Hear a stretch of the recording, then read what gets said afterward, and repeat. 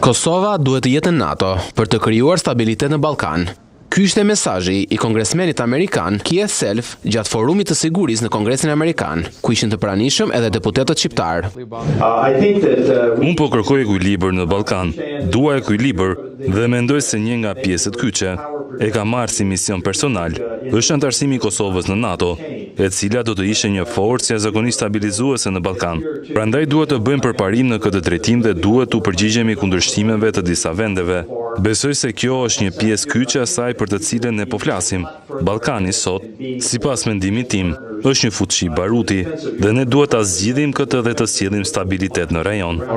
I pranishëm në këtë tryez ishte edhe Fatmir Mediu, si bashkëdrejtues i punimeve të konferencës, i cili theksoi se antarësimi i Kosovës në NATO do të sillte stabilitet dhe partneritet në rajon. Të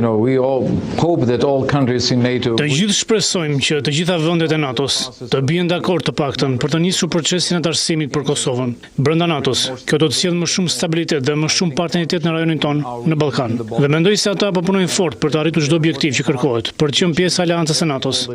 Në këtë takim u diskutua edhe lidhur me planin për të çuar në 5% buxhetin për mbrojtjen të gjitha vendeve të NATO-s.